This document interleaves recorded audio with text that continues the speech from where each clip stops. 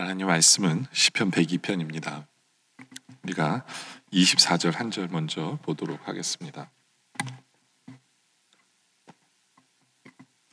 함께 봉독하겠습니다. 나의 말이 나의 하나님이여 나의 중년에 나를 데려가지 마옵소서. 주 연대는 대대에 무궁하니이다. 아멘.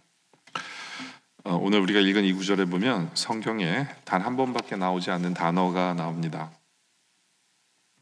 그 단어가 무슨 단어일까요?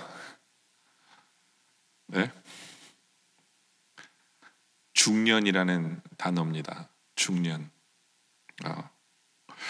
중년이 어느 때입니까, 여러분들? 네? 내가 중년이다라고 생각을 하십니까? 인간의 수명이 늘어나면서요, 중년의 나이도 늘어납니다. 그래서 중년도 중년 초기가 있고 중년 중기가 있고 중년 후기가 있다고 그럽니다. 네. 그래서 중년 초기는 35세에서 45세, 그리고 중년 중기는 45에서 55세, 중년 후기는 55에서 65세. 그리고 어떤 데는 이렇게 써 있더라고요. 내가 노인인 것을 부인하는 세대가 중년이다. 여기 계신 모든 분들은 다 중년일 수 있어요. 중년일 수 있어요. 근데 중년의 위기가 온다, 뭐 이런 얘기가 있잖아요. 왜 중년은 위기라고 얘기할까요? 왜냐하면 인생의 허무함을 느끼는 때가 그때이기 때문이라고 그럽니다. 그리고 몸이 세잔해지고 그 생존 경쟁의 위기의식 때문이고요. 그리고 인생의 종말을 이제 서서히 예감하기 때문에 중년의 위기다라는 표현도 쓴다고 합니다. 그러다 보니까 이 중년의 위기를 슬기롭게 대처하기 위한 10계명이 있대요. 10계명이. 제1계명이 뭐냐면 젊음을 투기하지 말래요. 제2계명은 남에게 기대지 말고, 제3계명은 제발 고집 부리지 말고, 제4계명은 제발 넋두리 하지 말고, 제5계명은 그런 척하지 말고, 제6계명은 참견하지 말고, 제7계명은 마음의 그늘을 버리고, 제8계명은 붙들고 있지 말고, 9계명은 움켜쥐지 말고, 10계명은 제발 큰 소리 내지 말아라. 그런 계명을 잘 지키면 그 중년의 위기를 슬기롭게 극복하고 있는 사람이다라는 얘기도 있습니다. 오늘 우리가 읽은 이 시편은요, 이 중년이라는 단어 때문에 중년의 시편이라는 별명을 가지고 있습니다. 이 시를 쓴 시편 기자가 바로 중년이기 때문에 그래요. 어떤 상황이냐면요, 바벨론 포로 당시에 이스라엘의 해방을 기다리는데 이 시편 기자의 나이가 점점점 더 먹어가고 있는데 해방이 올 기미가 오지 않습니다. 세월은 자꾸만 흘러가는데, 그래서 자기가 나이가 들어가는 것을 안타깝게 여기면서 근데 나라는 해방되지 않는 것을 보면서 그러한 중년의 시간에 하나님께 올려드리는 시가 바로 이 시편입니다. 오늘 우리는 이 시편 102편을 보면서 우리 중년의 시기에 우리는 어떻게 해야 될까? 우리의 모습은 어떠해서 이 모습 때문에 우리는 어떻게 살아야 될까를 생각해 보기를 원합니다. 첫째로 우리의 모습은요, 괴로운 시기예요. 괴로운 시기. 2절에 시편 기자는 자기 스스로 이렇게 말합니다. 나의 괴로운 날에, 그렇죠? 자기가 중년이니까 나의 괴로운 날이면 중년을 얘기하겠죠. 나의 괴로운 날에라고 표현을 합니다. 도대체 뭐가 괴로울까? 뭐가 괴로울까요?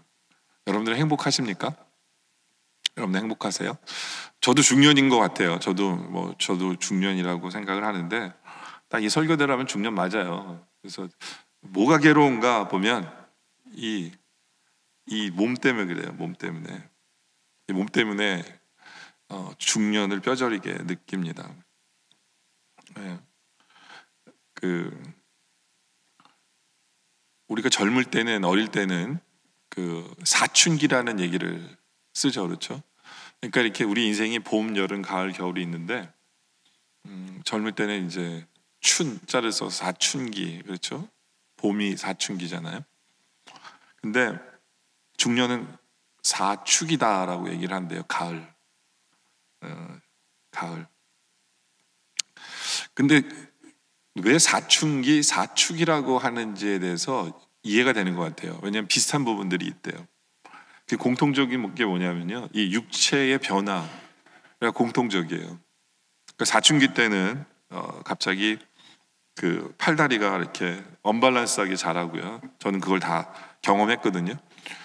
제 사춘기 때는 그 상체가 따로 크고 다리가 따로 크고, 그래가지고 전 애를 먹었어요. 왜냐면 제가 그 고등학교 때 별명이 가분수였거든요. 왜냐면 다리는 짧은데 위만 커가지고, 그래서 고3 때까지 가분수였어요. 그러니까 우리 어머니 고3 때 걱정하셨어요. 야, 남자는 키가 이때까지, 고등학교 고3 때까지 큰데 네가 이 모양이면 어떡하냐고 걱정할 정도로 이상했어요. 다리는 짧고 위는 길고. 그러니까 같이 커지면 얼마나 좋아요, 그렇죠? 같이 안 커지더라고요. 따로 크더라고요. 다행히 제가 대학교 3학년 때까지 크면서 나머지 다리 부분이 자라줘서 지금도 다리가 좀 짧지만, 다리가 긴 편은 아니지만 그래도 보기는 이상할 전 않잖아요, 그렇죠? 네. 근데 친구 애들이 가분수 하면 남들이 다 알아봤어요. 가분수예요. 그냥 그 정도였으니까. 네. 그게 사춘기예요. 네. 얼굴에 갑자기 뭐가 막 터져 나오기 시작하고요. 네. 목소리도 변하고. 네. 여성 같은 경우에도 이렇게 신체적으로 변화가 일어나기 시작하고, 이런 육체적인 변화를 느끼는 것이 사춘기인데, 사축이도 그래요.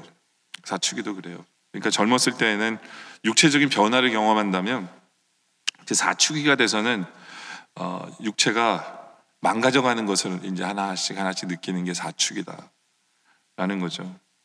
네. 그러다 보니까 중년기에 들어서다 보면 하지 않는 일들을 막 사람들이 하죠. 그렇죠. 아침에 일어나서 막 집 바깥을 이렇게 걸어 다니기도 하고, 그렇죠.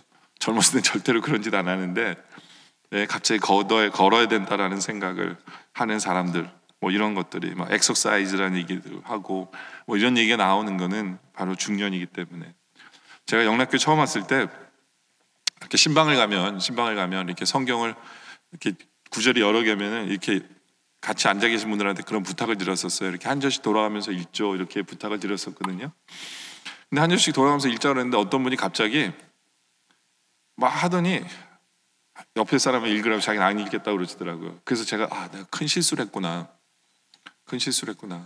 저분이 한글 모르는데 내가 해서 내가 저분에게 상처를 준 게 아닐까 걱정을 했었거든요. 근데 나중에 알고 보니까 눈이 안 보이시는 거였어요. 50 정도밖에 안 되셨는데 못 읽으신 건데, 제가 만약에 진짜로 나이가 많으신 분이 그랬다면 눈이 안 보이시나 했는데, 저는 여자 눈이 50대에 가서 벌써 이렇게 안 보이는지도 몰랐어요. 근데 딱 저 보니까 이제는 알아요. 이제는 누가 이렇게 옆에 사람한테 읽으라고 그러면 눈이 안 보이시는구나. 잘 이제는 이해가 되는데 젊었을 때는 이해가 안 되더라고요. 누구한테 그랬어요. 눈이 안 보이기 시작했다고 얘기했더니 그러더라고요. Welcome to Magic Stage라고 그러더라고요. 미국 사람들은 그거를 매직 스테이지라고 부르더라고요. 몰랐는데, 매직 스테이지라고 얘기를 하는데요. 그러니까 중년의 때는 이 육체의 괴로움이 기다리는 시기예요. 그러니까 하나하나 이렇게 여러분들 그거 아세요? 여러분들 몸 바디 중에 여러분들 어디를 제일 사랑하십니까? 어디를 제일 사랑하세요? 네? 전 알아요. 여러분들이 어디를 제일 사랑하는지. 그게 뭐냐면 여러분들 아픈 부분을 제일 사랑해요. 그러니까 매일 그 생각밖에 안 나요. 네? 이거 어떻게 하지? 그 부분 어떻게 하면 건강해질 수 있을까? 저 같은 경우는 무릎이거든요. 네? 그러니까 어느 순간부터 내가 무릎을 제일 사랑하는구나. 네? 네? 건강 프로그램 봐도 무릎 어떻게 해야 되지? 네? 먹는 것도 이거 무릎에 좋다더라. 그러니까 어느 순간부터 내 몸의 일부분을 이렇게 사랑하고 있는 거예요. 근데 그 부분은 나의 사랑을 받아주지 않는데 나 혼자 짝사랑하고 있는 거죠. 예, 참 슬픈 얘기잖아요, 그죠? 그런 거 생각하면 괴로운 거예요. 그게 중년의 시기예요. 또 중년의 시기가 왜 괴롭냐면요, 이 심리적 안정이 안 되는 시기예요.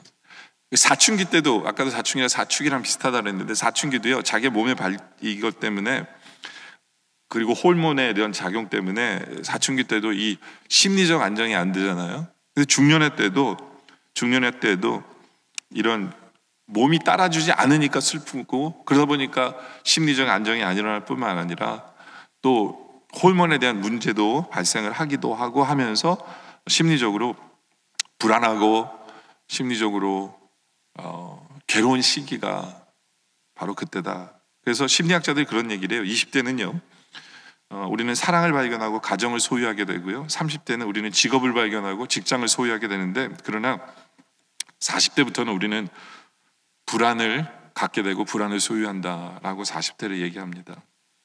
예. 그래서 소위 그 마의 시대가 40대부터 시작이다라고 얘기들을 하는데요. 바로 그러한 괴로움 속에 사는 게 우리의 모습이다라는 거죠.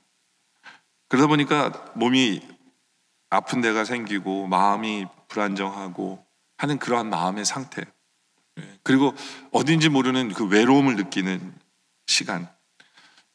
여러분들 청년기 때는 고독을 느껴도 고독은 따뜻함이다라고 얘기를 해요. 왜냐하면 청년기 때 고독은 사랑을 찾으러 다니니까. 그렇죠? 근데 중년 후기죠. 중년 후기를 향해 가면서 우리가 느끼는 고독감은요, 누군가 그런 얘기 하더라고요. 그건 차가운 고독이다라고 얘기를 해요. 차가운 고독. 냉기가 뼛속까지 스며드는 그 처절한 고독감이 있을 수 있다. 제 설교를 통해서 괜히 이런 얘기를 지금 하고 있나요? 여러분들 더 이렇게 우울하게 만드는 거 아니에요? 근데 시편 기자가 고백이 그래요. 시편 기자가 3절부터 본인의 상태를 얘기해요. 3절부터 보면 내 날이 연기같이 소멸된 내 뼈가 숯같이 탔음이니이다. 근데 이게 숯이라는 표현을 쓰기도 하고 이 단어가 화석이라는 단어를 쓰기도 해요. 그 눌러 붙었다는 얘기예요. 몸이 말라간다. 온몸이, 그러니까 살이 빠지는 게 아니라 이렇게 드라이 되지는 거 하는 느낌을 표현하는 거예요. 그렇잖아요? 우리 몸이 드라이 되는 것 같아요. 그러다 보니까 여러분들 이게 등 긁는 걸로 계속 이렇게 그런 거 찾죠. 그 여러분의 스킨이 드라이 돼가고 있다는 증거예요. 젊었을 때 그거 필요 없었잖아요. 우리 몸이 점점 이게 드라이 돼가지는 어떤 그런. 그 다음에 내가 음식 먹기도 잊어버렸으며 식욕도 없어요. 딱히 먹고 싶은 것도 없고, 먹고 싶어서 먹기 시작했는데 이게 많이 먹기에도 안 되고, 내 마음이 풀같이 시들어 말라버렸으며, 그렇죠? 어떤 그 열정이나 뭐 이런 게 없는 거죠. 나의 탄식으로 말미암아 나의 삶에 뼈가 붙었나이다. 같은 고백이죠. 아까 그 뭐 말라가는 것. 그래서 나는 광야에 올빼미 같고 황폐한 곳에 부엉이 같이 되었사오며라고 이야기를 하죠. 광야에, 여러분 한번 상상을 한번 해보세요. 그 마른 나무떼기 하나 딱 있는데 거기에 부엉이가 딱 하나 있어요. 저녁에. 근데 한 마리밖에 없어요. 영화에서 자주 나오잖아요. 얼마나 황폐합니까? 얼마나 외로워요. 그죠? 외로워요. 그리고 외로운 참새 같으니, 그 조그만 게 혼자 있어요. 얼마나 외로워 보이는지. 이게 시편 기자의 마음이에요. 중년의 시편 기자의 마음을 자기 스스로가 이렇게 표현을 합니다. 여러분들, 우리 모두 중년인데 어떻게 보면 정말 괴로움의 천지예요. 괴로움의 천지입니다. 우리는 어떻게 살아야 될까요? 그렇다면 우리는 어떻게 살아야 될까요? 두 번째예요. 우리는 부르짖는 시간으로 살아야 돼요. 기도하는 시간으로 살아야 된다는 거죠. 1절에 시편 기자는 이렇게 시작을 하는 거예요. 여호와여, 내 기도를 들으시고 나의 부르짖음을 주께 상달하게 하소서. 시편 기자는 자기의 불안한 마음, 육신의 연약함, 그런 모든 것을 이제는 무엇을 통해서 다시 힘을 얻고 무엇을 통해서 해결하기를 원하냐면 하나님께 기도함으로 인해서, 하나님께 부르짖음으로 인해서 이 방법을 택한다라고 얘기합니다. 근데 정말 좋은 방법이에요. 심리적으로나 정신적으로, 영적으로 왜 우리가 괴로움을 느낄까요? 왜 우리가 연약함을 느낄까요? 내 몸이 옛날 같지 않고 내가 하고 싶은 대로 다 못한 것 같고, 예? 능력이 없는 것 같고 불안하고, 기도하라는 거예요. 부르짖으라는 거예요. 부르짖으라는 거예요. 그게 답입니다. 기도할 때예요. 기도할 때요. 예. 내가 하나님 앞에 뭐 어떤 아름다운 단어를 써서 기도하려고 하고 뭐 그런 게 아니라 그냥 하나님이 내 마음에 지금 느끼게 하는 대로 하나님께 부르짖고 하나님께 기도하는 그 삶을 우리가 살아야 돼요. 예레미야 33장 3절에 보면 이런 말씀이 있죠. 내게 부르짖으라 내가 내게 응답하겠고 내가 알지 못할 그 은밀한 일을 내게 보이리라. 그렇죠. 우리가 하나님께 기도하면 하나님 우리에게 보여주세요. 내가 왜 이렇게 연약한지, 왜 내가 이렇게 부족한지. 예전에 다 할 수 있을 것 같았는데 이제 이 몸 가지고 내가 뭘 할까, 뭐 이런 생각을 하면서 저는요 저를 목사 삼아주신 하나님께 참 감사드렸지만 제 인생을 가만 생각해 보면 그런 생각이 들어요. 몰라 여러분들이 저 목사 넋두리 하지 말래더니 넋두리 한다라고 할지 모르지만 그런 생각이 들어요. 내가 어디서 스트레스를 풀며 살았지? 이런 생각을 해봤거든요. 근데 제가 스트레스 풀면서 살았던 거는 그거였던 것 같아요. 운동하면서 남들 이기는 재미로 스트레스 풀면서 살았던 것 같아요. 네. 그러니까 난 딴 거 못해도 그래도 내가 저 사람들보다는 내가 운동은 잘하고, 네? 내가 언제든지 이기려면 이길 수 있어. 이 마음이 저한테 이렇게 힘이 됐던 것 같아요. 힘이 됐던 것 같아요. 그래서 목회를 하면서도 항상 어디 풀 때가 있었던 것 같아요. 풀 때가 있었던 것 같고, 네. 그래서 뭐 스트레스 쌓이는 것도 없었고, 그냥 풀 때가 있었고 만족했던 것 같아요. 제 스스로에 대해서 만족하면서 살았던 것 같아요. 근데 이제 제 몸이 따라주지 않으면서 이제는 제 몸의 한계를 느끼고 이제 서서히 이제 우리 막내한테 질 시간들이 다가오는 그런 그 위협적인 것을 느끼거든요. 왜 키는 그렇게 빨리 크는지. 네. 농구 같은 거 키로 먹고 들어갈 수 있는 부분이 있었는데 이제는 서서히 저도 제가 걔랑 이제 한번 시합하자 이런 얘기 이제 안 하기 시작하는 때가 오는데, 근데 이제 제가 걱정하는 건 뭐냐면 저의 목회를 걱정하는 거예요. 목회를.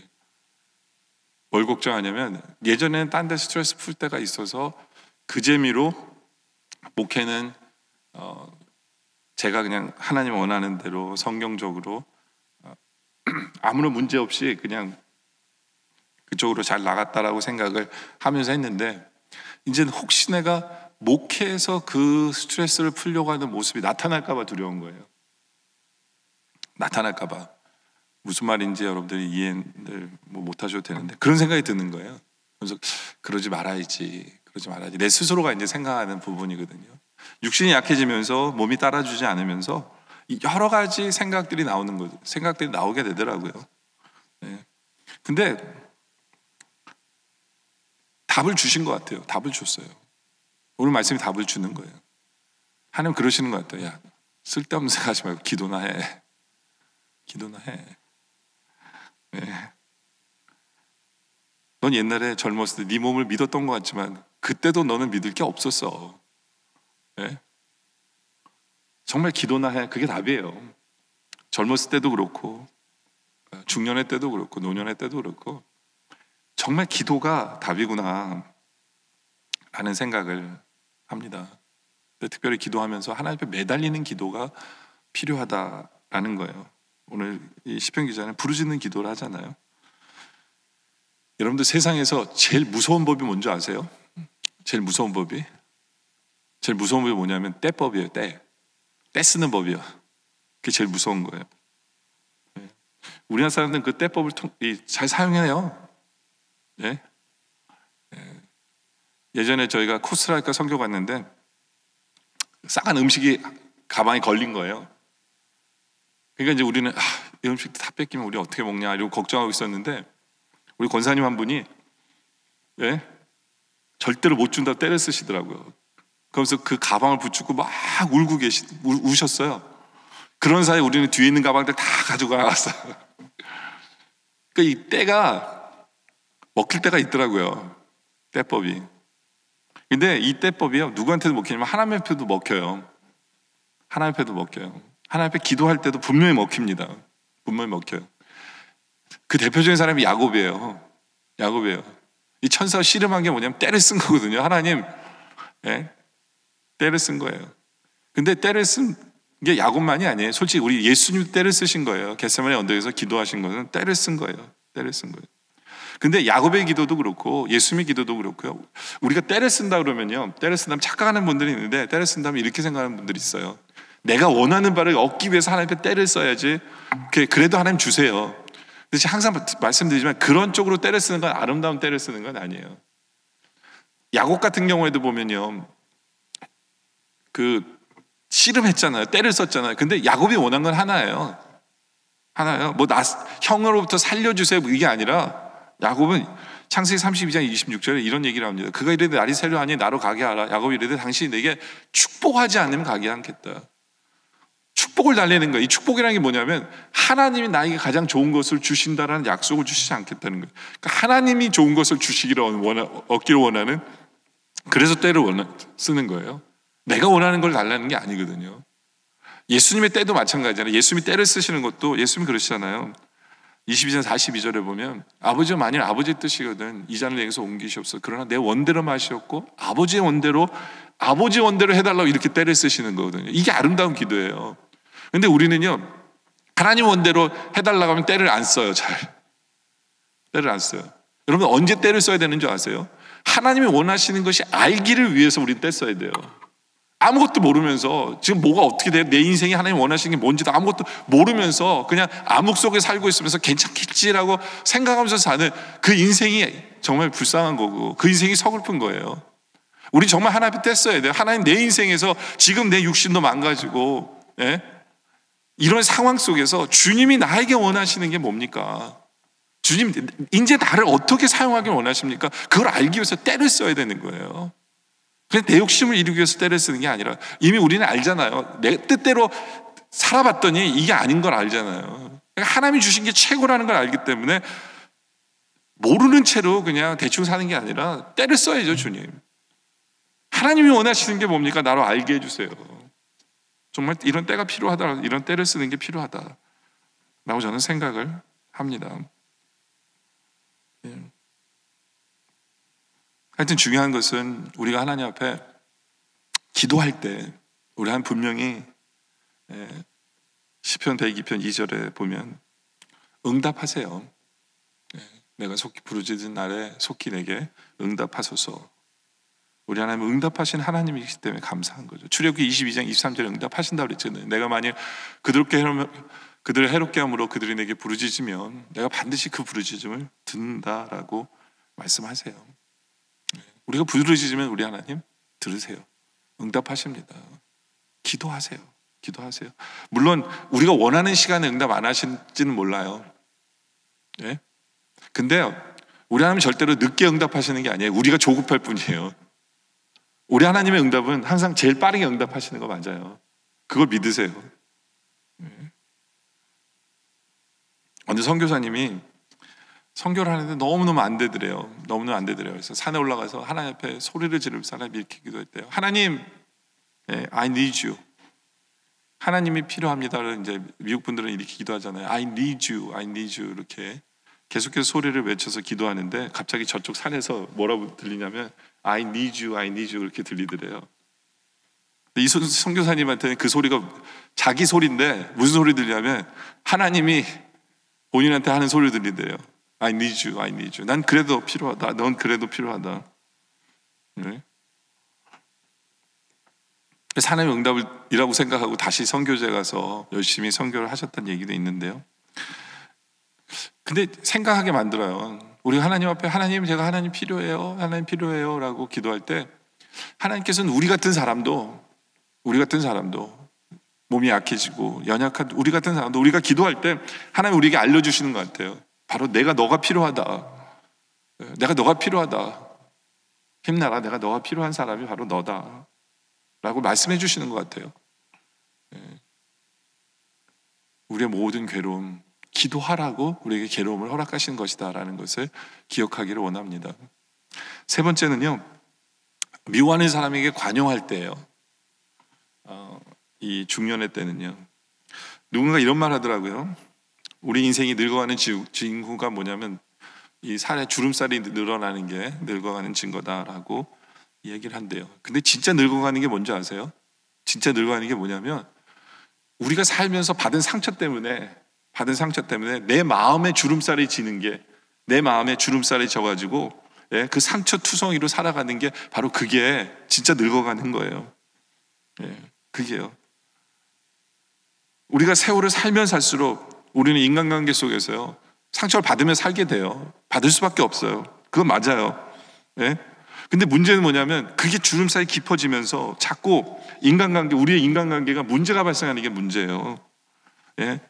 인간관계 속에서 자꾸 분노하고, 자꾸 사람을 믿지 못하고, 이해는 돼요. 많이 당해봤거든요.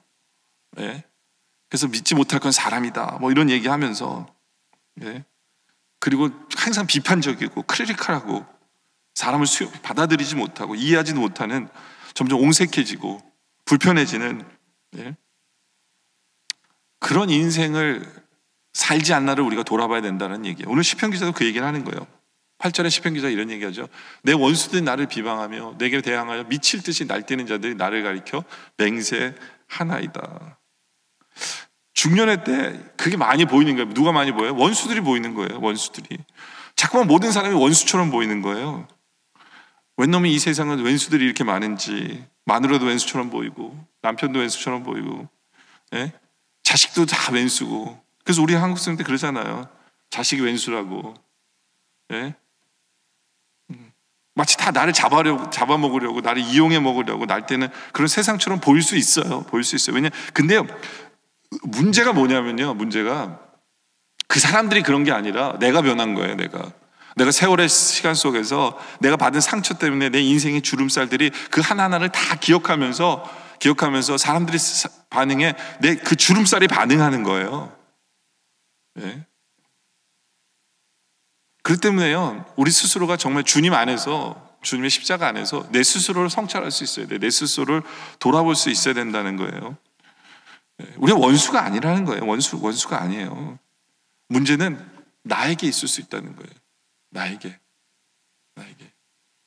여러분들 다윗의 인생을 한번 생각해 보세요.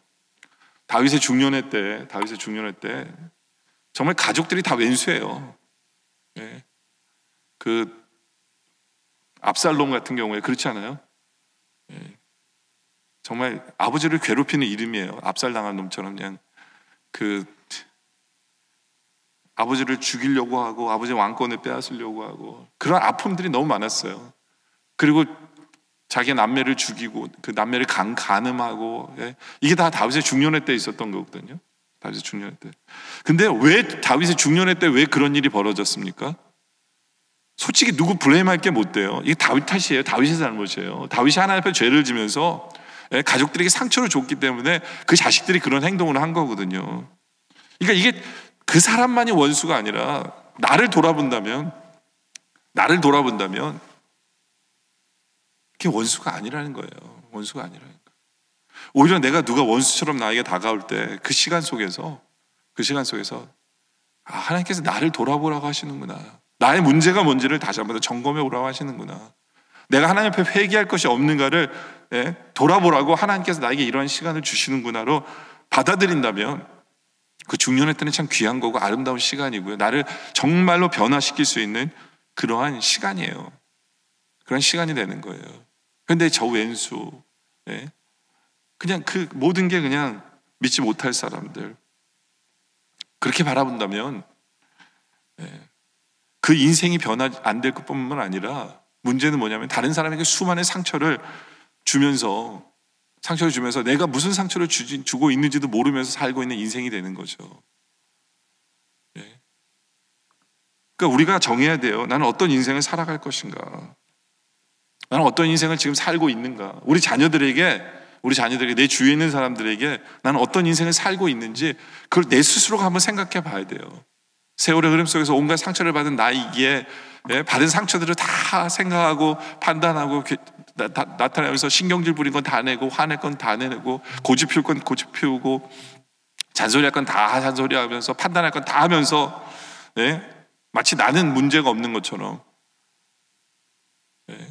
마치 나는 인생의 모든 걸 경험했고 있기 때문에 모든 답을 내가 알고 있는 것처럼, 그렇게 살면서 제대로 사랑할 줄도 모르고 제대로 섬길 줄도 모르고 제대로 용서할 줄도 모른다면 그 인생이 문제가 있는 거다라는 거거든요. 그렇죠? 이제 말씀의 결론을 맺습니다. 시편 102편 24절에 보면요, 이런 고백이 있어요. 나의 말이 나의 하나님이여 나의 중년의 나를 데려가지 마옵소서라고 얘기하잖아요. 근데 이 결론이 이거예요. 주의 연대는 대대에 무궁하나이다. 이게 무슨 얘기냐면요, 하나님은 영원하시고 하나님의 뜻이 맞다는 거예요. 하나님이 하시는 일이 맞다는 거예요. 내 생각에는 하나님 왜 빨리 이 나라를 회복 안 시켜주십니까? 저는 이제 조금 있으면 죽을 텐데, 하나님 왜 이러십니까? 왜 늦습니까? 전 괴롭습니다. 아픕니다. 힘이 듭니다. 저는 미워하는 사람이 생깁니다. 그럼에도 불구하고 시편 기자는 이 모든 것을 통해서 하나님이 왔다는 거예요. 하나님이 인정하는 거거든요. 하나님이 인정하는 고백이에요.